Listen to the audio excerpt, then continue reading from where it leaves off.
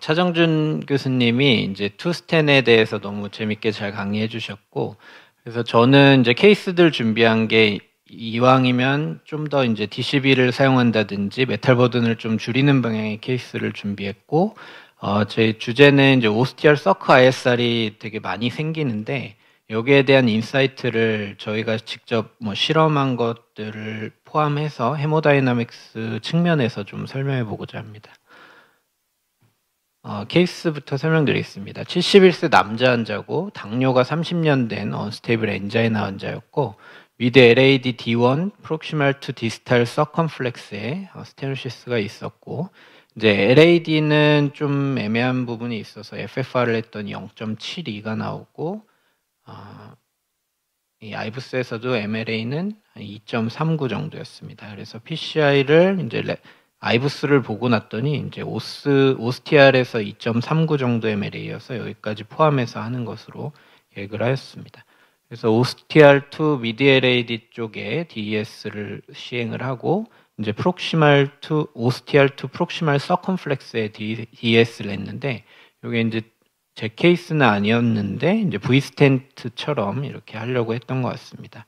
그래서 오스티알 서컴플렉스의 마지막 결과를 보니까 아이부스를 봤더니 이렇게 좀 다 커버리지가 되진 않았지만 MLA 자체는 잘 유지되고 있었던 양상으로 이렇게 시술은 종료하게 되었고요.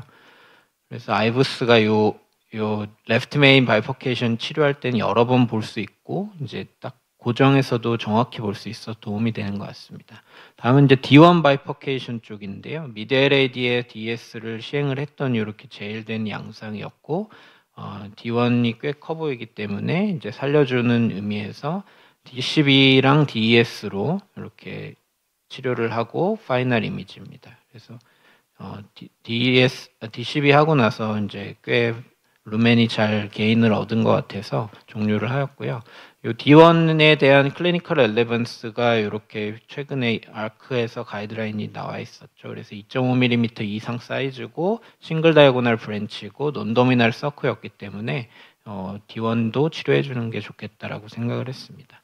이 환자가 이제 2년 후에 봤더니 D1 바이퍼케이션 쪽은 오히려 괜찮은데 레프트 메인 바이퍼케이션 쪽에 ISR이 좀 진행이 됐습니다. 익서셔널 체스트 페인이 있어서 실제로 어디가 문제인가 좀 애매하게 엔지오그래피컬리는 보여서 LAD 서크 둘 다 FFR을 해봤더니 0.74가 나왔고 그리고 LAD OCT를 통해서 보았더니 MLA가 1.34 정도밖에 되지 않습니다. 매우 좁아져 있는 것을 엔지오그래피컬리보다 더 안 좋은 거를 볼 수가 있었고요.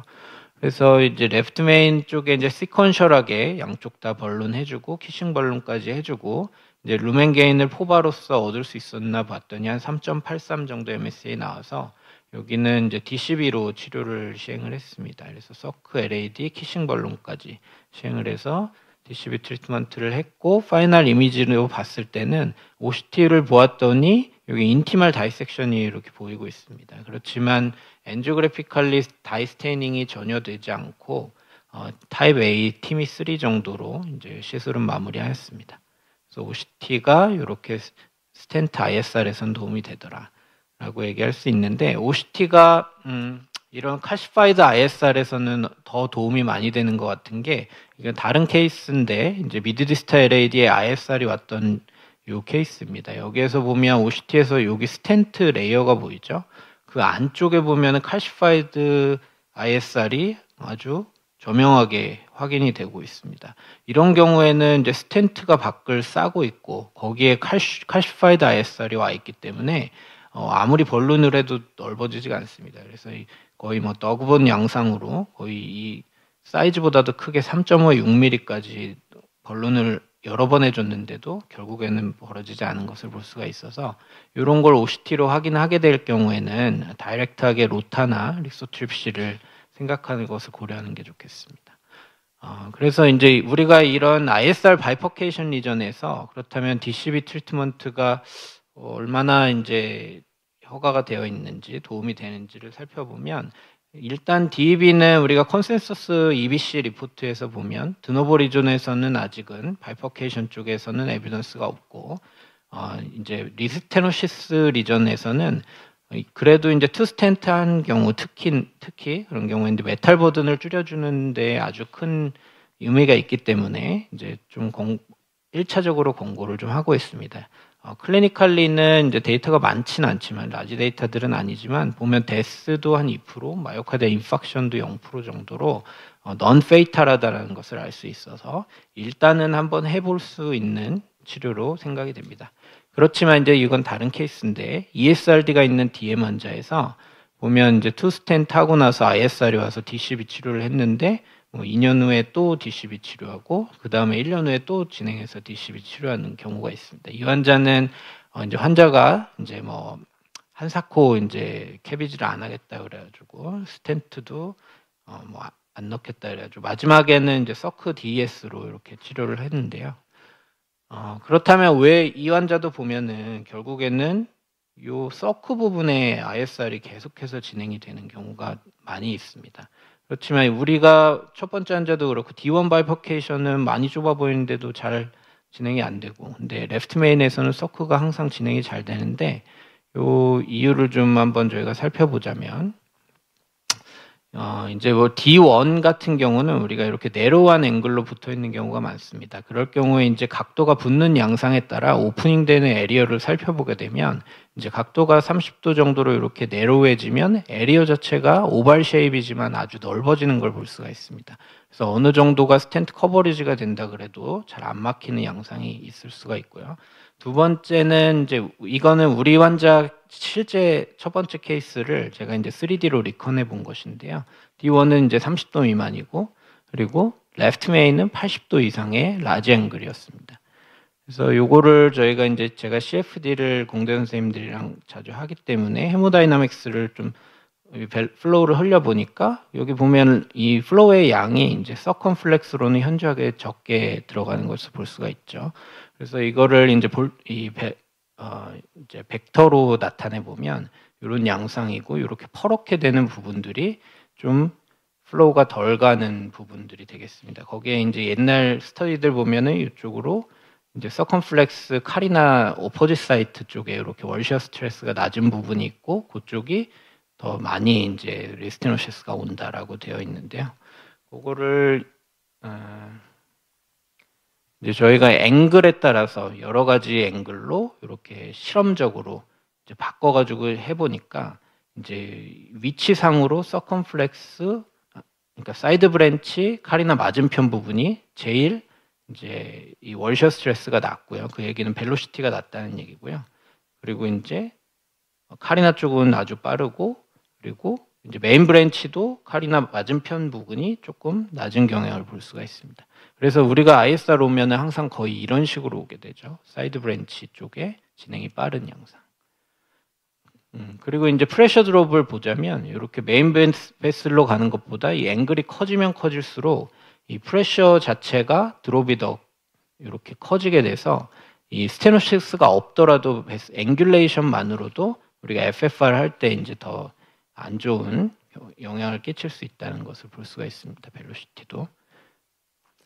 그래서 이 남창욱 선생님 데이터에서도 보면 이 레프트 메인 바이퍼케이션에서도 보면 5년 TLR 인시던스를 보았을 때 거의 23.8%가 이제 로우 FFR일 경우에 잘 오지만 인시던스를 보면 서크 오스가 가장 많이 이렇게 오는 걸 볼 수가 있습니다. 그래서 저희가 그 또 한 가지 이제 실험적으로 봤을 때 재밌었던 거는 요 앵글을 다르게 해보았을 때 보면 요 앵글이 커지면 커질수록 여기에 이제 리서큘레이션 존이 생기는데 요게 이제 와이드한 자체는 이제 네로 포컬한 부분에 생기지만 이 월셔 스트레스 볼텍스가 이렇게 커지는 걸 볼 수가 있습니다. 리서큘레이션의 효과가 여기서 이제 돌고 데드 존이 돼서 이제 플로우가 나가지 않는 곳이 되는 건데요. 그래서 보면 이 다이아스톨릭 때 여기 딱 레프트 메인에 보면 다이아스톨릭 때 우리 플로우가 가장 많이 이제 석션이 되지 않습니까? 그럴 때 상황에 보면 여기 이제 플로우가 가장 많이 갈 때도 여기는 잘 안 들어가는 양상을 볼 수가 있고, 그리고 이제 엔드 다이아스톨 투 얼리 시스톨릭 때 보면 이제 헐링 이런 플로우가 있는데 이런 오실레이토리 플로우 그리고 여기에 리서큘레이션 존 말하자면 데드 존의 양상으로 이쪽에 플로우 스태그네이션이 일어나서 플레이트리 어그리게이션이나 리피드 디퍼지션을 더 프로모팅 할 수 있는 이런 양상으로 보여주는 것을 살펴볼 수가 있습니다. 그래서 실제 우리 환자 가지고 해봤던 재밌는 케이스가 되겠고요. 그래서 실제로 그러면 디지털 바이퍼케이션 앵글이 얼마나 클리니컬하게 영향을 끼치느냐 봤을 때 신텍스 예전 트라이얼을 가지고 본 곳에서 5년 메이스에서 라지 바이퍼케이션 앵글이 더 아웃컴이 안 좋았던 게 볼 수가 있는데 이제 요게 디베이트들이 여러 가지 있긴 한데 코비스 데이터에서는 실제 LAD to 서크 앵글의 크기로 비교를 했을 때는 이제 시그니피컨트한 이펙트는 없었고 레프트 메인 투 LAD 각도에 대해서는 이제 의미가 좀 있었고 이제 크러쉬일 경우에 특히 그게 더 두드러졌다라는 보고가 있었고요. 그 다음에 이제 여기도 넘어가고 이거는 닥터 2가 진행한 거에서는 또 재밌는 게 우리가 프리 PCI 때 엔드 다이스톨, 엔드 시스톨릭 때 사이클릭 스트레인처럼 이렇게 앵글이 바뀌게 되는데 그 체인지가 클 경우에 더 아웃컴이 안 좋더라 이런 보고도 있었던 적이 있습니다. 그렇지만 코비스에서 50도를 각도로 해서 나누었던 거에서는 넌 레프트 메인 바이퍼케이션에서는 이제 클리니컬하게 전혀 차이가 없었는데 이건 레프트 메인 바이퍼케이션이 들어가지 않았기 때문에 해석하는데 좀 전혀 다른 양상일 수 있습니다. 그래서 아직은 컨트로버시하고 사실은 레프트 메인 바이퍼케이션 메탈릭 버든 여부가 아주 중요하고 테크니컬한 컴플리트니스가 영향을 많이 끼치기 때문에 앵글만 가지고 클리니컬하게 이펙트를 뽑아내기는 이 레지스트리 데이터에서는 거의 어려운 것 같습니다. 그렇지만 확실히 뭐 의미는 있을 것 같다라고 생각을 합니다. 다음 이제 네 번째 케이스 보여드리겠는데요. 우리 환자들 보면 이렇게 아주 스몰 베슬인데 뭐 어디가 이제 문제인지 잘 어려운 경우들이 많이 있습니다. 50% 레프트 메인, 오스 디스타 LAD 70%, 서크 RI도 한 50% 돼 보이는데 이럴 때 애매할 때는 저는 FFR로 결정을 하고요. LAD는 0.59 정도. 스텝업을 보면 여기서 두 군데죠. 시리얼 리전이라서 두 군데 다 치료를 해야 될 것 같고 서크랑 RI는 FFR이 0.82, 0.89로 디퍼를 하기로 했습니다. 그래서 레프트 메인 투 디스타 LAD에 DS를 해줬는데요. 이제 서크가 이렇게 제일된 양상을 볼 수가 있죠. 그래서 이 아이브스로 봤을 때 서크의 MLA는 1.9고 플락버드는 78% 정도로 여기도 해결을 해줘야겠다고 생각을 했는데 여기는 이제 앵귤을 보니까 되게 스몰 앵글입니다. 그래서 아이브스를 볼 때 이 롱기튜디널 이미지도 보시면은 여기 앵귤레이션 되는 것도 좀 볼 수가 있고요. 그래서 이제 이 환자는 제가 프로비저널하게 하이브리드 DCB로 치료를 했습니다. 그래서 DCB 할 때는 팟을 먼저 하고 사이드 브랜치 DCB 하고 그다음 키싱 벌룬 하고 그다음 리팟을 해주면 가장 좋은 아웃컴을 보일 수가 있고요. 파이널 엔지오그램이고 꽤 잘 이제 어포지션 되고 루멘 게인도 잘 얻은 것을 볼 수 있습니다. 지금처럼 이렇게 원 스텐트였지만 이렇게 양쪽까지 다 키싱 벌룬 해주면 이런 식으로 잘 어포지션 된 것 같습니다. 그래서 이제 바이퍼케이션 리전에서 어쨌든 DCB를 사용하는 것은 이제 메탈릭 버든을 이제 최소화해 줄 수 있다라는 장점이 두드러지는 것 같고, 그리고 또 한 가지로는 이제 제가 앞서 보여드린 것처럼 이제 스텐트를 하게 되면 오리지널 지오메트리의 앵글이라든지 디스토션이 변하게 되는데 그런 거를 조금 더 안 변하게 만들 수가 있다는 장점이 있을 수 있고요. 그 네로우 앵글에 대해서는 좀 전처럼 이렇게 우리가 프로비저널 어프로치를 하게 되면 이제 제일되고 나서 또 복잡하게 시술을 하게 되는 경우가 많은데 우리가 이 T스텐트를 하게 되면은 칼이나 맞은편 사이드 브랜치가 항상 지오메트리컬 미스가 될 수 있고 이런 네로우 앵글에서는 그 만약에 여기 또 칼이나 맞은편 사이드 브랜치 맞추게 되면 또 튀어나오기 때문에 이런 경우에는 원래 시작부터 그냥 큘롯이나 크러쉬로 계획을 하고 하는 것이 더 나을 수 있다는 생각이 듭니다.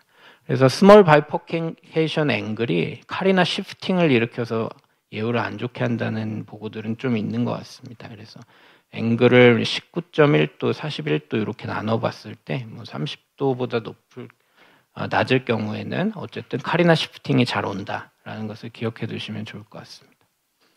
그래서 다음 테이크홈 메시지입니다. 그래서 헤모다이나믹스 저희 실험 데이터도 좀 보여드렸는데 오스서크에 아무튼 아세로시스가 스클레로시스가 더 잘 오는 것 같고 이제 사이드 브랜치 라테랄 월 쪽에 월시어 스트레스가 적은 것이 영향을 끼치고, 그리고 저희가 보여드린 리서큘레이션 존 쪽에 특히 이제 바이퍼케이션 앵글이 이제 각도가 크면 클수록 이런 이 이펙트가 더 생기는 것 같고, 플로우 스태그네이션이 영향을 끼칠 수 있다라고 말씀드릴 수 있고요.